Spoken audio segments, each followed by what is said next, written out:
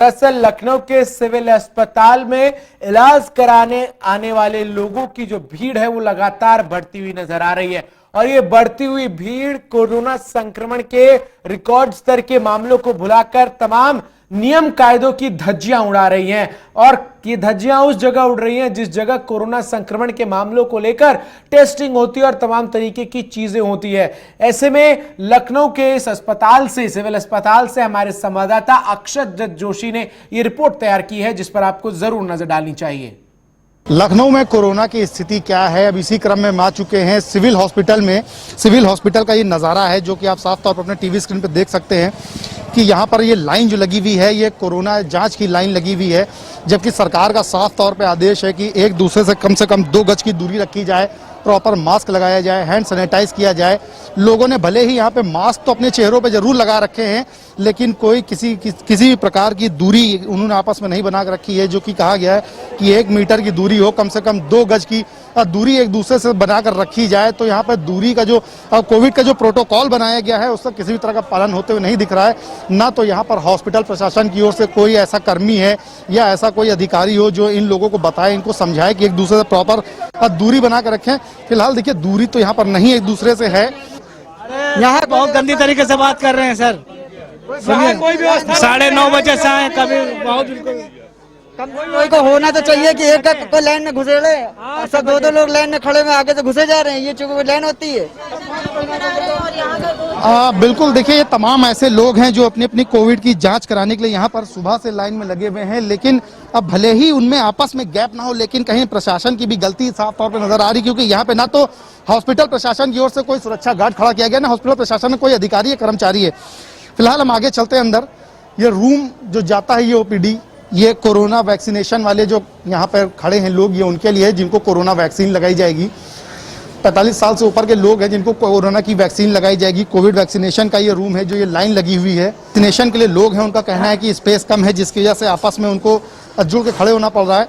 Madam, एक सवाल आपसे ही बनता है कि लोग इतने पास में खड़े हुए हैं, क्या आपकी ड्यूटी नहीं कि इनको थोड़ा सा दूर किया जाए? सर दूर तो कर ही रहे हैं सर, इतने लोग हैं मानते ही नहीं। दूर तो हमारा काम है करवाना, लेकिन मान नहीं रहे, तो क्या किया जाए बताइए। चलिए, बिल्कुल। तो ये सुरक्षा कर्मी थी पुलिस विभाग की जिनका कहना है कि लोग हैं तो जरूर उनको कहा जाता है, लेकिन लोग उनकी बात नहीं सुनते हैं, या जो आदेश जारी हुए हैं या जो कोविड प्रोटोकॉल है उनका पालन लोग नहीं कर रहे हैं। वहीं लोगों से अगर बात की जाए तो वो उल्टा प्रशासन, हॉस्पिटल प्रशासन पर आरोप लगाते हैं कि हॉस्पिटल प्रशासन उनसे बदतमीजी कर रहा है, वो सुबह से खड़े हैं या जगह कम है। तो तमाम अब दोनों ही ओर से जो बातें हैं वो हो रही हैं। फिलहाल ये जो मौजूदा स्थिति थी ये लखनऊ के ये सिविल हॉस्पिटल की स्थिति है जो कि हमने आपको दिखाई है।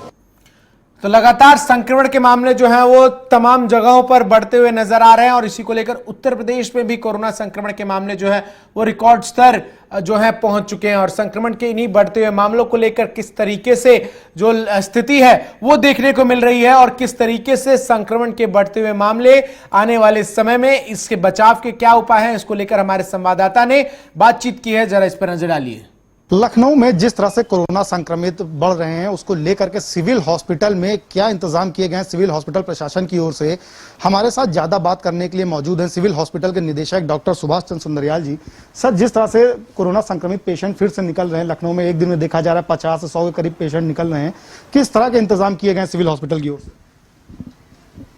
हमारे हॉस्पिटल के अंदर जो पेशेंट्स आ रहे हैं उसमें अगर खांसी, बुखार या इससे कोरोना संक्रमण से मिलते जुलते सिम्टम्स नज़र आते हैं तो हम उनकी एक कोरोना टेस्टिंग RT-PCR के माध्यम से करा रहे हैं, जिसके लिए हम लोगों ने अभी 21 नंबर को स्लॉट किया हुआ है कि पेशेंट जाके 21 नंबर में टेस्टिंग करा सकते हैं।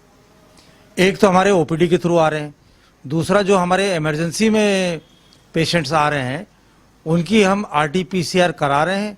अब जाहिर सी बात है कि RT-PCR कराने के बाद उनका रिपोर्ट आने में थोड़ा सा डिले होता है, तो हम उनको होल्डिंग एरिया में रखकर अगर उनकी RT-PCR नेगेटिव होती है तो हम उनको अंदर एडमिट करके इलाज कराते हैं।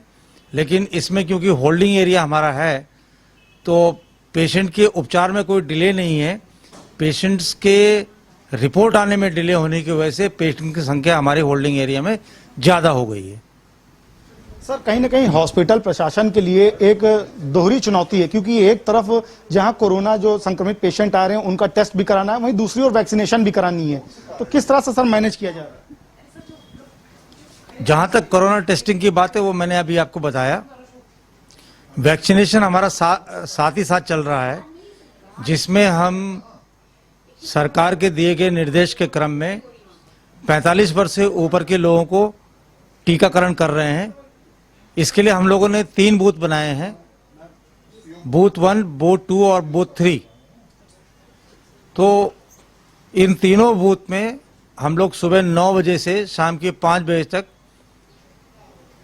रजिस्ट्रेशन का कार्य और टीकाकरण का कार्य कर रहे हैं, जिसमें हमारे कार्मिक और चिकित्सा अधिकारी ड्यूटी कर रहे हैं बराबर।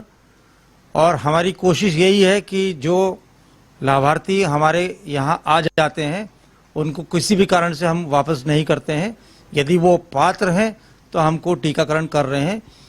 अब तक लगभग हमारे पास 10,000 लोगों ने कोरोना की वैक्सीन, कोवैक्सीन वैक्सीन की डोज ले चुकी है। इसमें प्रथम डोज वाले भी हैं, इसमें सेकेंड डोज वाले भी शामिल हैं।